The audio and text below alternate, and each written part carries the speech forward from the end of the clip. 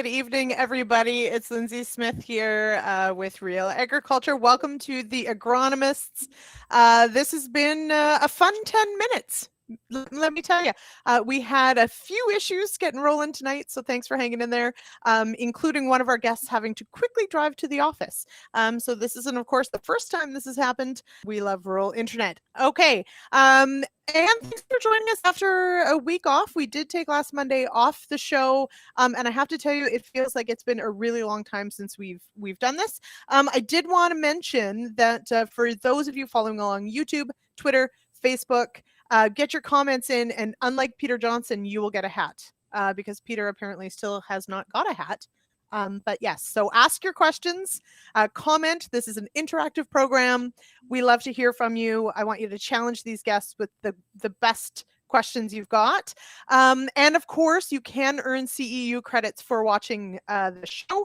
So make sure you head on over to realagriculture.com/agronomist tomorrow morning to sign up for those CEU credits. So this evening's topic is fertility planning, fertilizer planning in the face of potentially a dry year and potentially after really big crops. Oh, good, I froze. Like in Ontario. So this is going to be fun. I shall bring in my guest. So joining me now is John Heard, nutrient management guru with Manitoba Agriculture and Resource Development. I hope I got that right. And Steph Berlett, who I hope I also got your last name correct, with Agromart out of Ontario. Welcome here, John and Steph. Hi there. Hey, do you have sound? Good evening. Yeah? Okay, good. We didn't necessarily before, so this is going well. We're off to a good start. Okay, so I'm going to start with you, Steph. There in the middle. And you're going to see you in a clip later in the show, but catch us up just a little bit on right now as an agronomist. What are you working through with your growers right now? Yeah, so I mean, February in agriculture can be a bit slow, right? But really good time to really dig in and look at the details. So we're working on some crop plans and looking at some nutrient budgets and basically our short-term plans, long-term plans, things like that right now. Okay, and John, that does bring up my first question. So, Steph, it's like you saw my questions beforehand. What would you hope? How much time would you hope farmers and agronomists are spending on that fertilizer fertility management plan right now? Well, I'd rather them spend time on it now than in April and May. And so but to be honest, a lot of this planning's under the water under the bridge. And Western Canada, as you know, we soil test in the fall. We kind of know in the fall what amount of nitrogen and phosphorus we need. And 45% of our farmers intend to put it down in the fall. So a lot of that work has already been done. And a lot of that planning's been done already because that soil testing and whatever has been done. So I hope that's been done. I hope fertilizer was purchased at reasonable prices. And at this point, farmers may still be looking at other cropping decisions, but I'm sure a lot of the fertility decisions we've already had a fair bit of face time on. Okay, and so that does, of course, bring up one of the major topics that's probably going to come up in a few ways this evening, fertilizer prices. So we have seen, of course, a pretty big run up recently, and we do have seasonality in fertilizer prices for sure. But of course, with all the commodity prices sort of all over the place, I guess my question then, I'll maybe start with you, John. Fertility prices are super high. Should I be looking at pulling back rates? Well, before we go there, I don't know if we're talking about pulling back rates. Often when crop prices are high, people are wondering if they should be putting on more. And I'm thinking right now, a lot of prairie farmers are looking and saying, is my crop lacking, I'm trying to get this in the picture, is my crop lacking nutrients now, or is there another more vital nutrient that's even more important to full yield potential, and that's called water. And farmers in Saskatchewan are well versed in trying to estimate yield potential based on the water that's there in the field.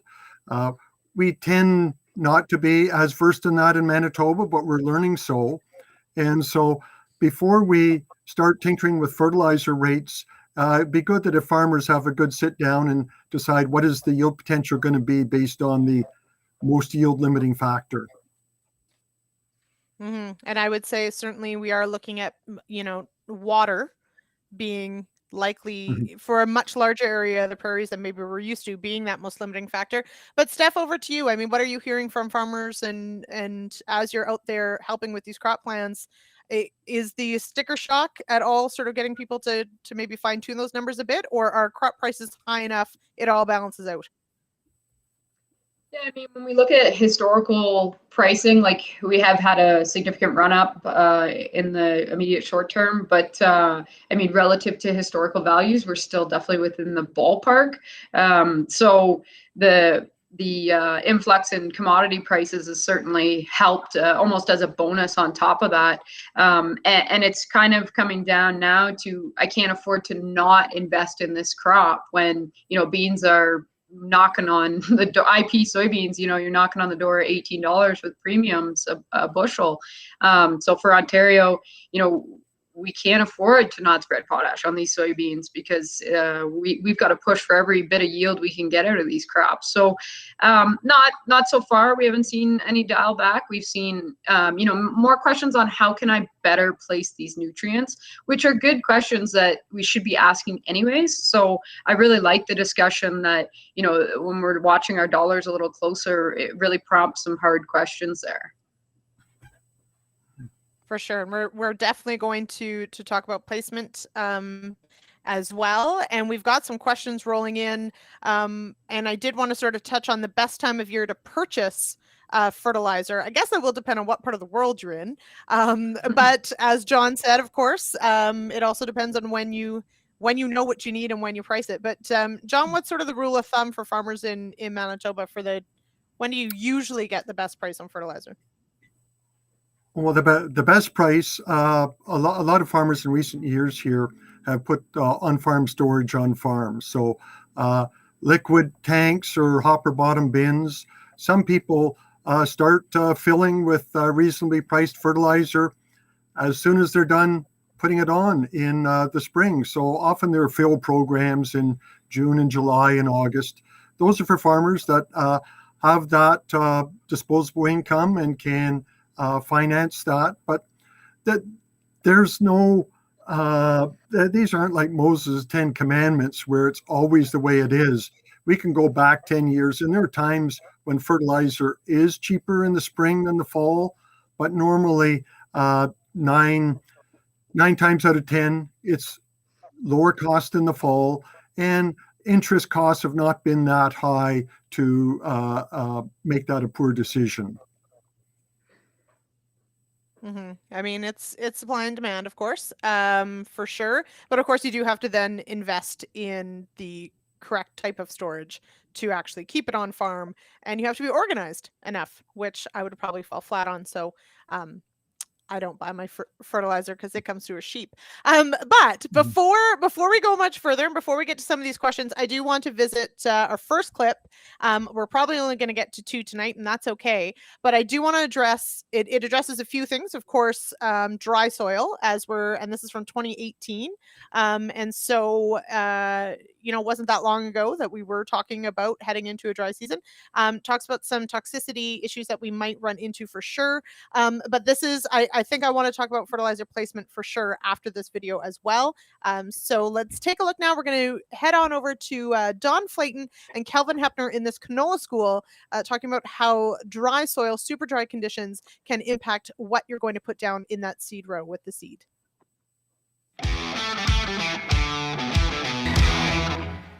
Don, we are focusing on fertilizer toxicity when seeding. Of course, canola is quite vulnerable to toxic effects from fertilizer when placed in the seed row, and especially in a year when we have dry conditions, as we are seeing in much of Western Canada this year.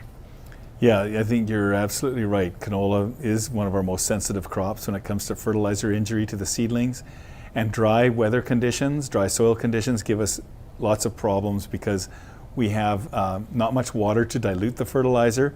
We don't have rainfall percolating through the soil to wash the fertilizer away from the seed row. And we also end up with a crop that's struggling because of poor moisture conditions to emerge, and it's more vulnerable to that kind of toxicity problem. So there are several factors that contribute to this risk. You mentioned soil and both the texture and moisture availability determine the risk to the seed, to start with those two factors? Yeah, I've already mentioned the factors associated with the moisture conditions, but a sandy soil will also have higher concentrations of fertilizer in the seed row than a clay soil. So, depending on your soil type or the variability from one part of a field to another part of the field, there's differences because of that soil texture as well. Okay. Machinery and seed placement relative to where the fertilizer is being placed would be another factor? Yeah, huge differences depending on the type of machinery that's being used to plant the crop. And what we're concerned here about is seed bed utilization. What proportion of your seed bed is actually occupied by the seed and the fertilizer? If you have a wide spacing between each row and you have a small amount of spreading behind each row, let's say with a corn planter with disc openers at 30-inch spacing, then you've got huge concentrations of fertilizer in with the seed. Whereas if you have like 6 or 8-inch row spacing and or you have spreading behind each opener, you dilute that fertilizer concentration a lot. So the type of implement that you're working with, if it's different from your neighbors, you might have an entirely different risk scenario for your seedling toxicity. What about different fertilizer types? Of course, phosphate is what we're usually, in most cases, applying in the seed row with canola. Yeah, I think we're trying to get the message across that it's not a good idea to put nitrogen in with the seed of canola, and we're trying to get away from putting sulfur with the canola seed row as well. The sulfate sulfur in particular is quite damaging to the seedling. Potassium or potash should not be put in with the seed row, so you're pretty much left with the phosphate. And even the phosphate can be toxic at rates above 20 pounds an acre here in Manitoba.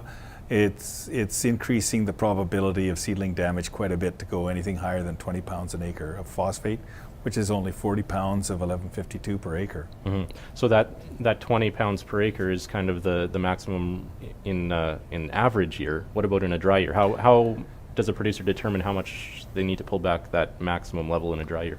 No, that's a good point. And where you have a combination of risk factors like dryness and a seeder that has wide row spacings and narrow spreading behind the rows, even 20 pounds an acre can cause quite a bit of toxicity problems. We saw this a couple of years ago in Portage la Prairie for Canola Palooza. There was a demonstration that showed that even 20 pounds an acre of phosphate, which is only 40 pounds of 1152, caused significant problems when that canola was seeded at 1 foot row spacings with a double disc opener. There was still lots of toxicity, knocked that canola stand back a lot.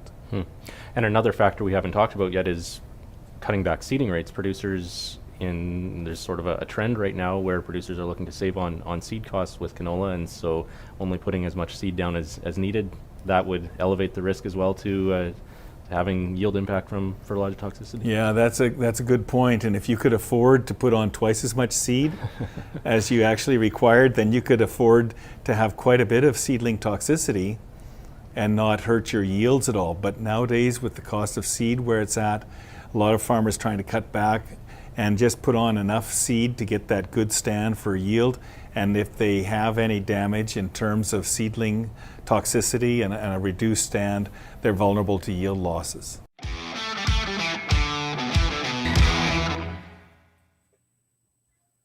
Oh man, back in the day when all we talked about was seed costs. Okay, so there, of course, we talked a lot about canola because, of course, canola can be quite susceptible to damage in the seed row.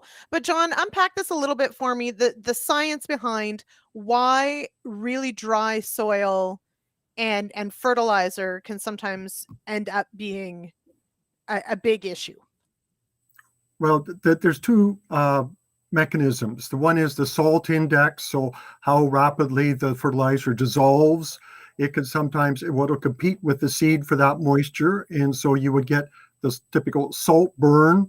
I am more concerned about ammonia toxicity, and that's when you have a fertilizer with ammonium in it. So ammonium sulfate, the monoammonium that's in MAP, but particularly urea.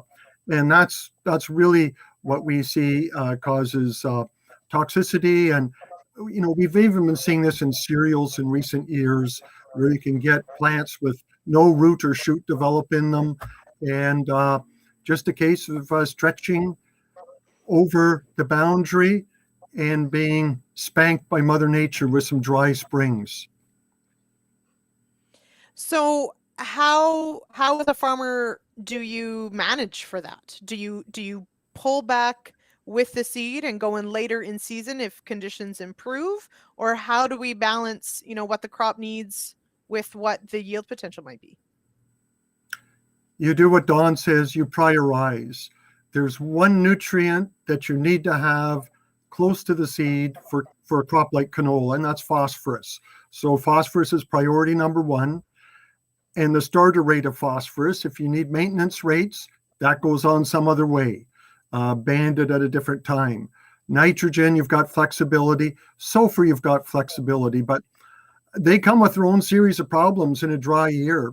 We strand them at the surface and the crop still doesn't know it's there. So even though you get it out of the seed row, doesn't necessarily mean that that plant's going to use it. There's still some smart ways to place it, but preferably not with the seed. Okay.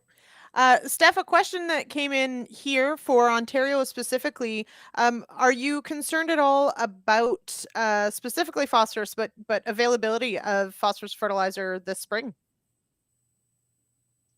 That's a good question. For Eastern Canada, we're very fortunate to have the seaway to bring in vessels and things like that. So not overly concerned at this point. I mean, most of the major players have stuff positioned or lined up. That's not to say we're pushing these crops, and generally when there's more corn in the province, we tend to use more fertilizer. So if people are switching crops up and things like that, it might have a slight impact. But right now, I think we're looking pretty good from a supply standpoint. Yeah. Okay, so that's good news. And someone also has a question that will make Wheat Pete happy, because it's about winter wheat, which we're going to assume, Steph, that all the winter wheat makes it through the winter and no one rips it up to put in corn or soybeans because they want winter wheat. Okay, so what's the possibility of banding urea on winter wheat in Ontario in the spring? Yeah, I'm a bit trying to figure that question out a little bit, Lyndsey.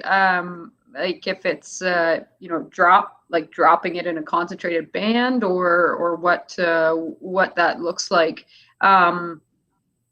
It kind of circles back to John's comment that even in a dry spring, we have nitrogen that can move, but if we run into moisture limitations, then that nitrogen won't necessarily move across the crop. So depending on what widths we're banding it on, I would think you'd want to try to get as even coverage as possible in order to maximize that nitrogen use. I'm not sure if Johnson is hovering somewhere in the background, but I guess it would depend on the type of banding that we're talking about, because the crop's already in the ground, right? So are we surface banding somehow? Yeah. Yeah, we don't have many of those units out here, but has been researched. Cindy Grant's done great work on a lot of nitrogen work, and she did show that if you can surface band your urea, you'll get similar advantages as when you dribble your 28% versus spray out. Wow. So anytime that we can reduce the surface, or anytime we can concentrate either 28% at the surface or urea at the surface, we preserve more of it for use by the crop. Okay. And Steph, Peter Johnson is always hovering in the background. That is omnipotent and everywhere. Okay. So now one of the things I did want to point out, and John kind of hit on it, and this was one of those things that maybe for people who don't travel outside of Western Canada, or for Easterners that don't go west, how we actually soil test and anticipate what our crop needs is actually quite different between the two regions. So John kind of hit on it there. In the West, soil tests are usually done in the fall. We've got a good handle on our N and P needs. We maybe are even doing some of that application in the fall. But Steph, this is something I learned when I came to Ontario. Of course, in Ontario, we don't test for nitrogen usually in the spring, or we're looking at P and K because we wait for that in-season nitrate test. So walk me through that a little bit to sort of catch everybody up on how we handle it somewhat differently here in Ontario and East. Yeah, so the moisture that we receive through the winter is just tremendously different. It just completely changes the game in terms of nitrogen management, and that's why I like to watch those Great Lakes so closely, because I think they impact our moisture in Ontario and Eastern Canada so much. It's even as you go more south, in the States, some of those northern states, they can do the same thing in terms of their nitrogen management, similar to Western Canada, but we just have too much moisture in the non-growing season in this area that to be, good stewards of the land, and from a 4R standpoint, we're applying that nitrogen in season, and we're monitoring it really closely in season with the crop, because otherwise it's lost to us through moisture. Mm-hmm. It's very different. I do want to touch on P and K, Steph. So, of course, when we're talking about soybeans, especially, how are we going to supply, especially with prices where they are, and as you mentioned, IP beans especially way up there. Soybeans are one of those ones, or beans in general, one of those ones that we usually plan for ahead of time, right? Because you can only get so much down the year of. So if farmers are trying to potentially max out yields this year, our moisture situation is much better than the West. How best can they get that P and K to that crop? Yeah, so similar to what John said with canola, we're prioritizing and sort of strategizing the needs at first. So we're looking at phosphate for first and foremost, close to the seed with what is safe values, of course, but we're trying to get that phosphate in the soil as close to as possible. And then we're looking at that potash as well. If we can get that down there in a band, we've got lots of planters now planting soybeans, trying to get those nice picket fence stands. So when we plant and we have the capability with a 30-inch planter, we can get a starter down, or otherwise we're broadcasting, and that potassium will certainly solubilize and move through the soil. But the phosphorus is going to take a bit more, in which case we're upping our phosphorus rates a little bit to overcome that. But definitely trying to feed that potential for sure. Looking at removal is a good starting spot. What are our yield goals, and what are we trying to make sure we have all our bases covered? If we do get appropriate moisture and we do pull off, our target yield, we want to make sure we've covered our removal at least. Mm-hmm. And Steph, you can't steal your own thunder, because our clip later is on big removals. So sorry. No, it's okay. John, we have a question here. I think it's incredibly important because it does tie in, of course, to our moisture concerns and sulfur as well. So Stuart asks, I currently spread AMS for a sulfur program ahead of canola.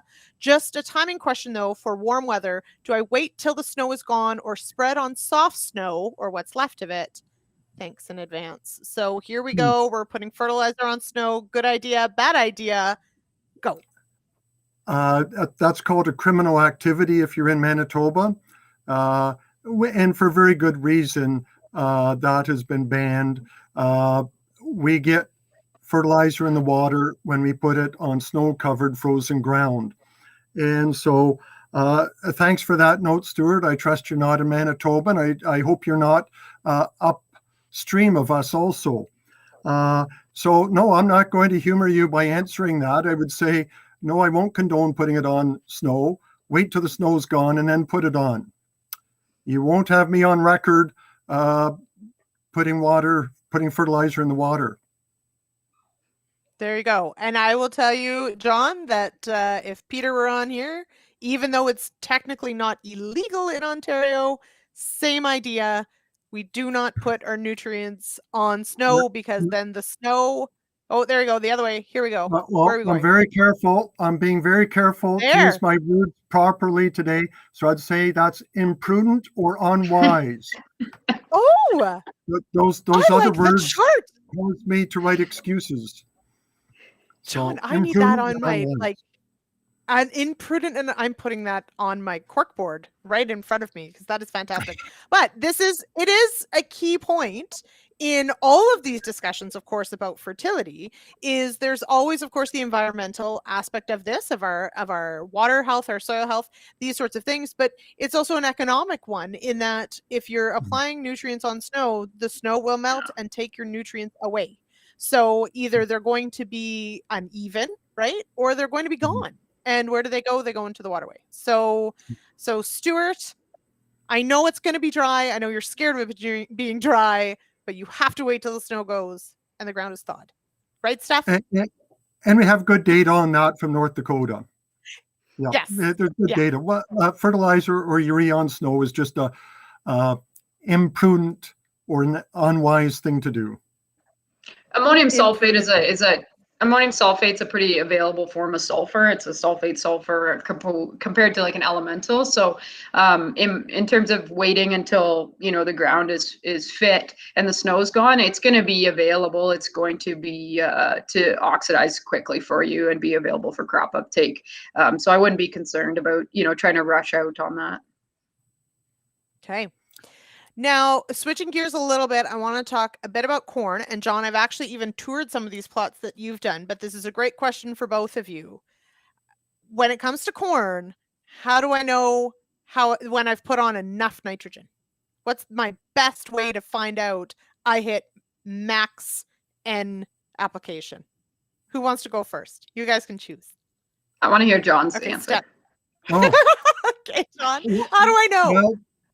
Well, I actually, we have been evaluating some of these tests here, and I like the one from South Dakota, and it has you walking through the field in August, and we know that the corn plant stores nitrate towards the base of the plant, and as it starts to fill, it moves nitrogen up for filling, and those bottom leaves will start to yellow, and they should yellow. But only the ones at the bottom. In South Dakota, they found that providing you've got 3 or 4 leaves below the ear that are still green, it means you've done a pretty good job of matching N supply with the yield potential. And of course, there's the stock nitrate soil test. I love to talk about it, but no one up here does it.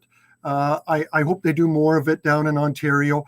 It has worked well for me in the past of indicating whether you have too little, sufficient, or too much. So it's a nice rear view mirror and helps you with planning in the future. So those are my 2 observations that I'd make. Okay, Steph, your turn. Yeah, John, unfortunately, we don't do too many stock nitrates in Ontario either. I agree, a tremendous tool, but for some reason, there's just a million other things on the list to do before, and not timing. The biggest thing that I find, and it's always the most challenging, it seems, is to leave a zero N strip.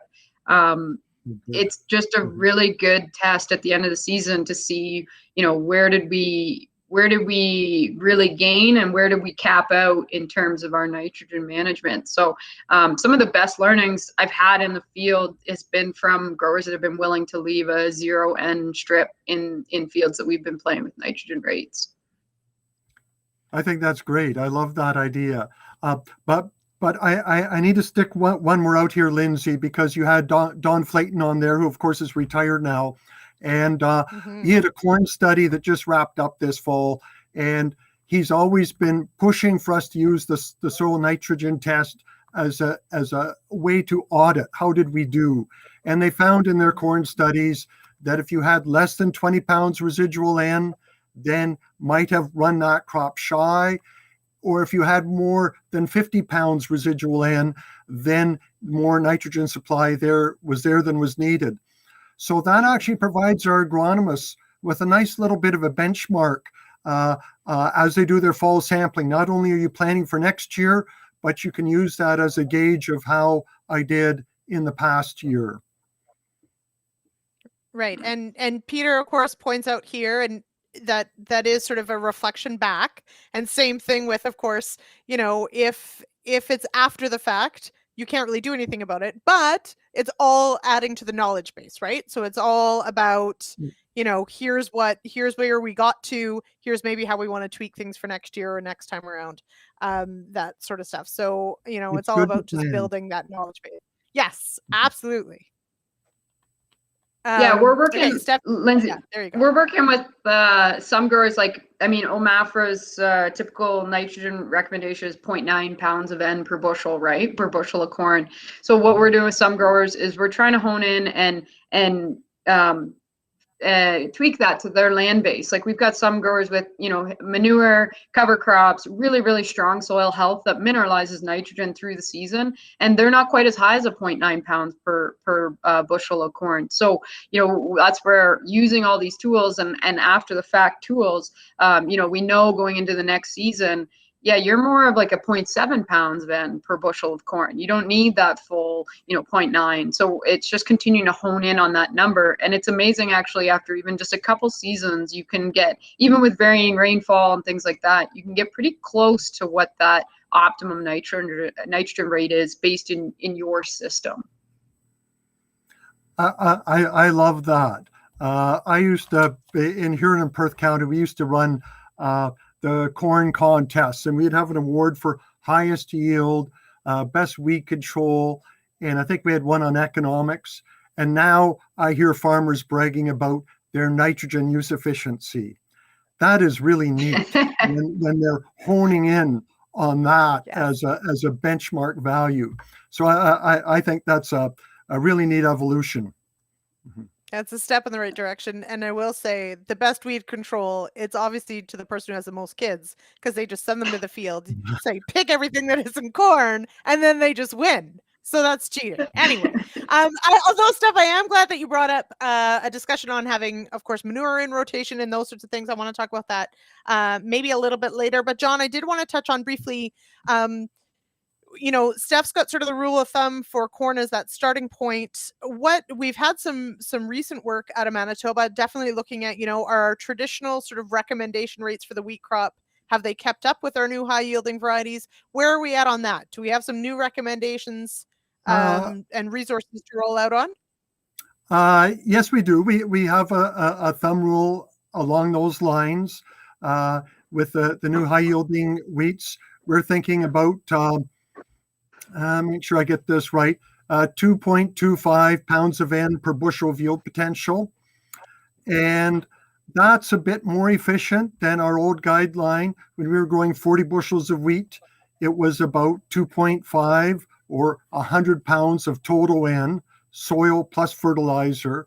So the newer varieties under our new production systems are a bit more efficient. But I will mention, Lyndsey, here, if we flash back to when fertilizer prices were like $1,000 a ton for MAP in 2008, and urea was very high, that's when we developed our nitrogen rate calculators based on good data at the time. And that's what we would have to send people to if they're wanting to compare what's the impact of crop prices going really high, or what's the impact of fertilizer nitrogen prices going high. That way you can use that calculator and spreadsheet to see what impact those are having on the optimum rate. So we do have that, but not for our newest high yield varieties. It's for the, I guess you call the berry hard red spring wheat that predominated 10 years ago. Good old berry. Okay. Now we got a couple questions here, and then I'm going to go to Steph's clip next to sort of move into some of the other topics I want to cover. But Steph, maybe I'll start with you on this one. What is the safe amount of mez to put with soybeans through an air drill? Yeah, so with air seeders, we've been working with 50 pounds to the acre, which isn't a lot, but in a traditional broadcast situation, I consider it a win that we're getting it in the ground, and we're still managing safely within the seed. Slightly lower salt index than MAP, but we've been going out 50 pounds. I've tried to find people that are doing 100 pounds. I haven't yet. I might try it this year, but like John alluded to, it all depends on all the other factors: soil type, moisture, row spacing, things like that. So actually, Horst Bonner did a lot of great work on this. I think it was 2 years ago at Diagnostic Days with Mez and K-Mag and things like that. And he had a really good comparison of straight urea. And you can see how much that really burned. And then Mez, based on planting date, when it got more dry, and it actually caused a bit of damage. But when there was good moisture, we had no concerns whatsoever. So there are a lot of factors to consider as well: row spacing, soil moisture, soil type, things like that. But 50 pounds has been generally pretty safe in my neck of the woods. I've had quite a few people do that. Okay. John, do you want to hop in on that one, or do you want to move on to this next one? Because this is on specifically edible beans but for Manitoba specifically. What do you think? Well, Wanna I'll talk just edible mention that we've had a lot of phosphorus studies out here with soybeans, and the rascals just don't respond to fertilizer phosphorus here, but they're very good at sucking it out of the ground, and that they've really helped. Between that and high yields of canola, really helped deplete our soils here.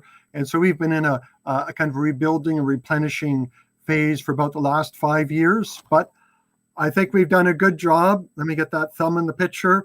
I think Manitoba farmers have been, doing a pretty good job, and they'll be glad that they have replenished some of these soils now that phosphorus is expensive.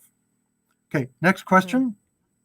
Okay. I just want to give a shout out to hogs and their manure. They're the real MVPs there. Okay. So going into a dry spring on our light Manitoba soils, so these are Amosippi, St. Claude, what rate of P&K will be too much on an 8-inch strip till, that's 30-inch centers, incorporated a few inches for edible beans?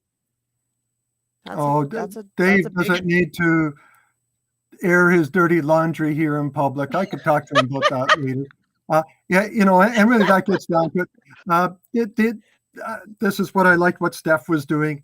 Steph talks one-on-one to growers across the table, and that's really where recommendations are made. When we know what type of equipment they have, Dave has done a good job here. He's sharing with me a bit about the soils that I know about, a little bit on equipment, but I think he and I need to kick around a few more questions there. Besides, we've seen with these strip till units, we've seen good fertilizer placement and crappy fertilizer placement with the strip till, and we've actually seen best when we just have the old 2x2 side banded system versus fall strip till placement. So it's more than a conversation over the Twitter, Dave. He apologizes, John. So, That's okay. I think he wanted to make you feel welcome here. And there you go. Okay, so good. So give him a call tomorrow and you guys can go over this. Okay, I can't believe it's like 8:45 already. So we're gonna go to our next clip. So Steph, way to go. You star in this one. It's a soil school, which is great. So we're going to talk about this. But we, of course, while the West might be grappling with really dry conditions, Ontario is potentially grappling with a very different problem, which is, of course, big yields in 1 year. What impact does that have on our fertility planning for this year? So let's head to this soil school clip, and then we'll discuss this one.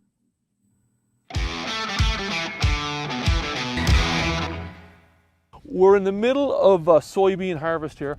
We've got some tremendous yields, seeing some nice yields across the province. What are you seeing? Locally in Huron-Perth, we got some very key August rains, which we know translates into soybean yields. So we're starting to see some record high soybean yields come off in this area.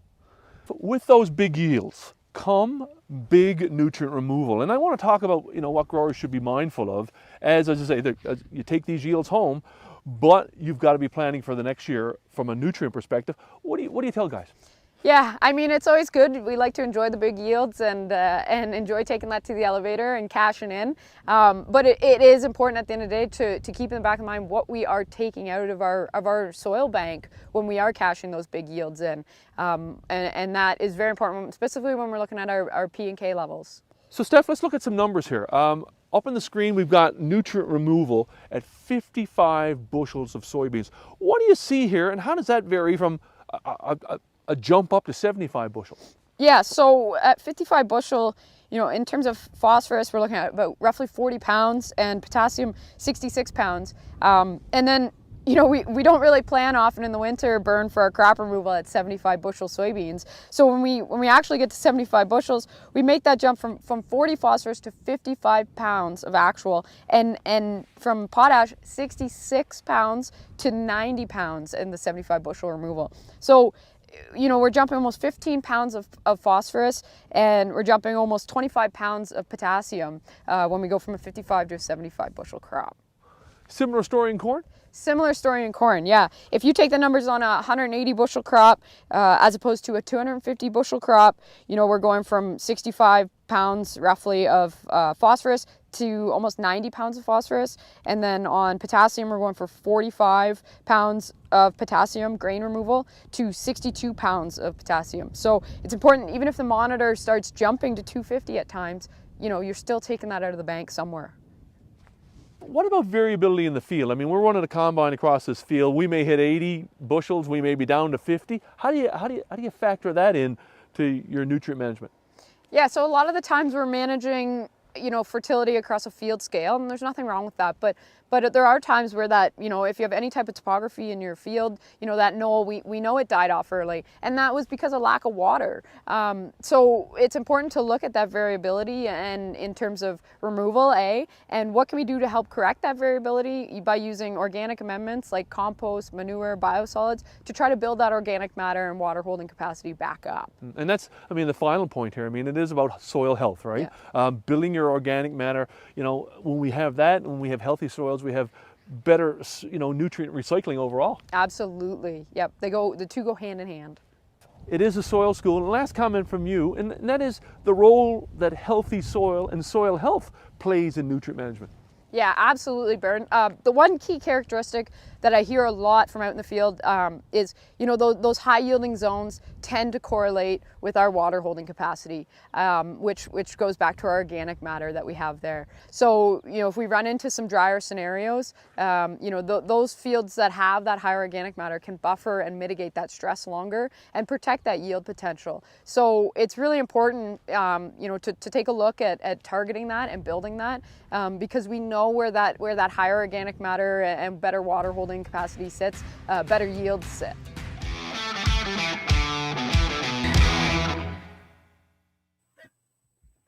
I miss puffy vest season. Can we get back to puffy vests? I'm ready for it. Okay. And also I just wanted to quickly shout out to Linda and her brood who are watching in Manitoba. I am apparently on in their living room. So are you. So there you go, Steph and John. We are in people's living rooms. Okay, so let's start this discussion then on, of course, we often talk about crop removal rates. We talk about, sort of the average crop removal, that sort of stuff. But when things align and we get great weather, good moisture, we've got a robust crop and it pulls out, incredible amounts of nutrients out of that soil. Can we put it all back the next year? Steph, what should our plan be going into 2021? Yeah, so this is where working with your, trusted advisor to build those short-term and long-term plans are really important. It buffers out those commodity price fluctuations like we talked about, and it allows you to target, land that you own and your kids are going to inherit, and what's our long-term goals with this land. So, a lot of the times, and these yield impacts and nutrient drawdowns, they don't happen overnight. They're after years and years of, of a deficit in some regard. So, I can think of a few customers I work with actually that they're very astutely tracking their yields and their nutrients and their manure use, and we came upon the conversation of, well, my soil tests keep going down. And when we really look back on their 10-year history, they were feeding for removal, but their yields were going up. So it's a good problem to have. But at the end of the day, we're incrementally building our soil, and then we're building our yields, and then we're building our soil and we're building our yields. So It's kind of always a long-term strategy, and it can be a bit difficult to wrap your head around, but I tend to back out of a 1-year plan and kind of look at the 5, if not 10-year plan on what are we going to do with this land, and how do we want to get there. For sure. Now, Don, in that clip, Steph talks about water holding capacity and the consistency of water holding capacity with some of the best parts of the field.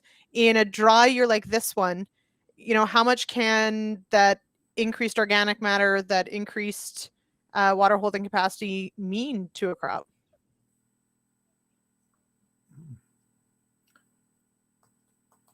Are you looking at me? Yeah. Organic matter is pretty darn important on a sandy soil. We had some great research done here many years ago where they scalped off the top few inches of soil, and on a clay loam soil, providing I just put the nutrients back on or more, about double the amount of nutrients, I still almost topped out yields. Organic matter is really important for fertility, not so much water holding capacity on a clay loam. When they did the study on the sand, no matter how much fertilizer they put on, you can't get back the yield because it's that little bit of organic matter is what really helps hold moisture in the sands. So now, how do I see farmers accounting for this? The 20% or less of farmers that are doing some type of zone management or variable rate, they look to isolate these parts of the field based on some measure of productivity. And I would think that they'd be assigning different yield potentials. The sandy areas of the field will have maybe 80% of the yield potential of the clay loam areas with good moisture. That's how I presume that it's being treated. There's nothing in a bottle I can spray on the sandy soils yet to make them productive, unless it's like 22,000 gallons of water per acre, which is 1 inch of rain. Well, we can't all live in Alberta. Mhm. Okay, so we do have, though, we haven't really talked a lot about manure, but of course, manure does play a part in many fertility plans and soil health plans. And we do have a question coming in. How much N would be available for a corn crop the year following a hog manure incorporation and cover cropped after wheat? It's testing at 75 pounds per acre from the manure test, it says. So I'm 75 pounds an acre, I'm guessing, of N? But it's in hog manure. That's hard to read. Welcome to comments.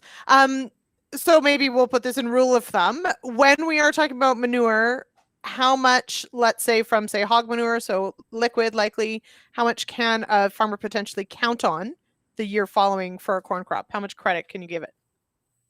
Steph, do you want to start? No. No? I will say some. That's okay. Yeah, John, how about you? Well, let me show my ignorance, because I don't deal with a lot of manured fields out here. Let's be honest, less than 10% of the acres get manure out here. But, the nitrogen in manure, in hog manure, most of it is in the ammonia form.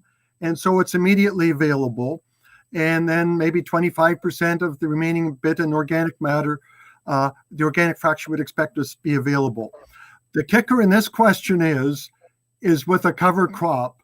And, the word is out on the cover crops now. I don't know about in Ontario, but in the northern Great Plains here, these cover crops do a great job of sucking up nitrogen in the fall, and they're not giving it back to the following crop. And that's put us in a bit of a pickle, because we don't know where that nitrogen's going. But some farmers are finding that they're having to supply more nitrogen to cover cropped fields, and that isn't what we were told. So more on that with more research, I think. I think you need Now, about Stephanie, six more weeks of heat and about 2 more inches of rain, and then you'll be fine. Mhm. Right. So now we're talking about a cover crop, obviously something like an oat or something that isn't fixing nitrogen. Obviously, we're talking, a true cover, let's say, to keep, soil covered and those sorts of things. But of course, we do know that there are varying rates of release from these cover crops, right? So Steph, what do you have many growers that are starting to incorporate cover crops into their system? Yeah, definitely. Definitely. And especially in conjunction with that manure.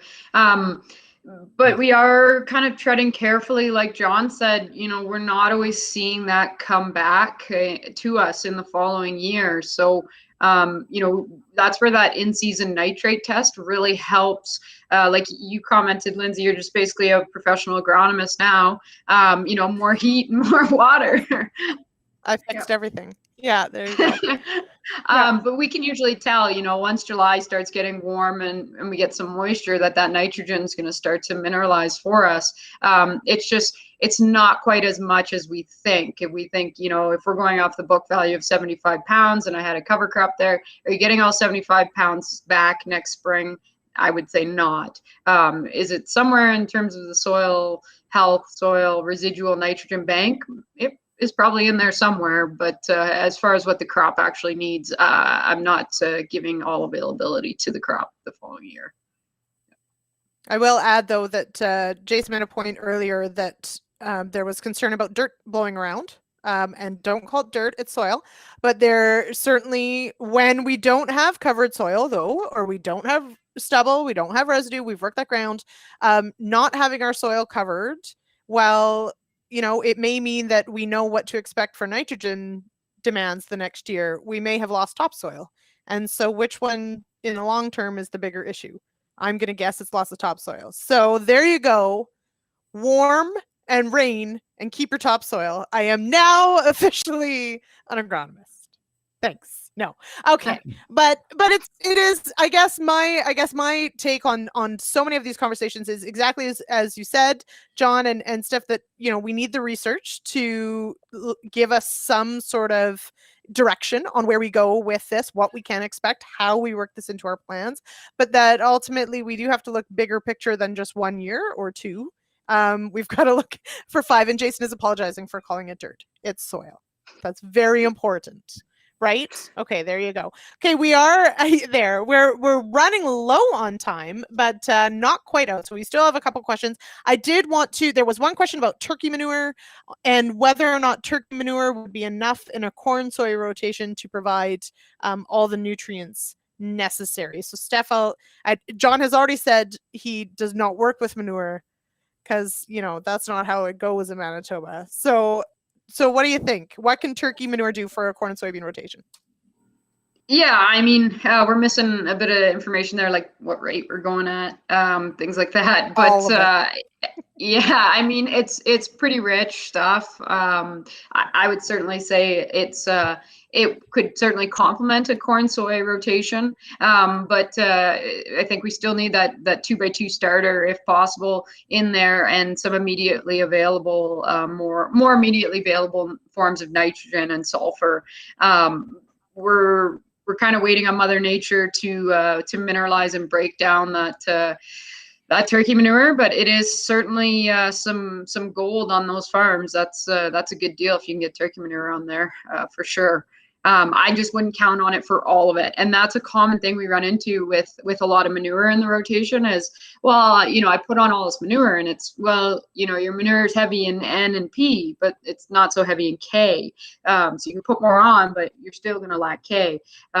So taking a look at the manure test and finding out where the gaps may be are really important. So hard to say without, digging into that, but I think manure and fertilizer certainly complement each other very, very well. There you go. John, a question for you, of course, anticipating a dry year, or at least a dry start to the year in Manitoba, especially in other parts of the prairies for sure. When we're looking at the potential of limited uptake, so unfortunately, we could be looking at a dry growing season the whole year. How do we then, do we know how much is going to stay? Do we plan then that maybe next year we're not going to need as much? How important is a fall soil test after a dry year? Oh, well, it's like measuring your bank account out here. So, yeah. Now, I should say we have soil test values from this fall that came in. We grew good crops with very little moisture again in Manitoba this past year. We had 2 areas with a ton of rain, but other areas not so much. And our residual nitrogen levels came in close to the long-term average, about 35 to 40 pounds residual N. So, but we didn't lose very much. We also know in really dry years, we don't get a lot of mineralization. So, but the good news is we didn't lose a lot of nitrogen in that dry year. We can actually bank nitrate N from fall to spring because we don't get a lot of water moving through the soil. And that's the premise of our soil testing and our fall fertilization program. We don't lose over the winter what we put on in the fall. Was that your question? Yeah. I mean, you could keep going. Well, I want to say one thing about potash. Okay. I hate not being able to say much about potash. And a lot of our soils, clay loam soils, are full of a lot of naturally occurring potassium. But we do have environmental conditions when we do get responses, particularly in cereals. So even on high K testing soils, under cold, dry conditions, that's when we tend to get this sporadic yield response to just 10 and 15 pounds of potash with cereals. So that's something that astute growers will be trying to do, is if they're growing cereals and they know it's going to be dry, they'll be trying to make some room in that starter blend for some potassium. Most years, it's not going to be a value on high K soils. Cold and dry, those are the environmental conditions when it's beneficial. That's and which one are we going to have this year, John? Are you going to predict the weather then? Are we going to have cool and dry? Or are we going to have warm and dry? Now's your chance. It's very career limiting to use the D word with the government out here. So you'll not hear it past my lips. I think farmers out here, though, compared to how they were set up 30 years ago, are very well equipped to handle dry conditions. There will be a lot of one-pass seeding. Nobody will till the ground before planting. We'll be saving what's there. And so we have a lot of improved practices that will conserve what moisture is there. And I'm still optimistic. Farmers have done a great job of growing high-yield crops with limited moisture here. All right. Now, Steph, you can have the final word from the guests here. What do you hope to see? I know, you're welcome. What do you hope to see then on the planting front for your growers? We're looking at really great crop prices, maybe, yes, higher fertilizer prices, but that's okay. What should they be planning on right now? What do you want? What's their homework for right now? I mean, I sound like a broken record when I want people to look at their whole rotation in terms of a nutrient budget. Where are we coming out in a deficit? Where are we coming out ahead? And where can we really hone in and fine tune our whole rotation nutrient budget? So sitting down from start to finish and working through what do we put down, being real with ourselves, what we put down, what credits we're getting from organic amendments, if any, and what are we removing in terms of actual yield, and really looking at the long-term future opportunities for their farms and what they want to do with it. A lot of these farms are going on to kids in the next generation, or hopefully. So we want to make sure it's built up into the best place it possibly can be. So, setting some good hard goals for the future is. I know I'm getting a bit deep here for 9 o'clock on a Monday night, but that's. I think it's a question. It's conversations we don't have often enough. We're just so focused on this year. Mm-hmm. Mm-hmm. Absolutely. You know what? Why not on a Monday night at 9 o'clock? Also, it's only 8 John's time. So really, really, it's super early. I did want to know before I let the two of you go, and thank you so much for this. This has been fantastic, and thank you to all the questions that have rolled in. Tomorrow is Canada's Ag Day. Are you doing anything special for it, Steph? Well, I just found out that tomorrow is Canadian Ag Day, so. So yes, you are doing something very, very special. For you. There you go. Yeah, there's a tech talk tomorrow, is there not, to help celebrate this? It's Tuesday. Yeah, so it's I would Tuesday. I assume think so. there's tech talk to pick up. That's a good way to celebrate, Yeah. maybe with a glass of something in hand. Yeah, I mean, we're so fortunate to be in this industry in Ontario and across Canada. You know, especially through the pandemic, this industry never even stuttered. So every day is Canadian Ag Day in our world. There you go. Okay. Mhm. John, do you plan on maybe adding something to the wall behind you there? It is a fabulous array. Well, actually, back there. I do have gotta tell ya. seven states I have yet to capture soil in, but tomorrow I'll actually spend some time preparing a monolith like this. Oh, look at this, you guys. This is an action shot. Okay. Oh, it's beautiful. What is it? What soil? This is a Red The River Red clay, River but this is one of Yeah. my obsessions. So I do that in the summer, capture in the summer, and I mount them in the winter. So, Mm-hmm.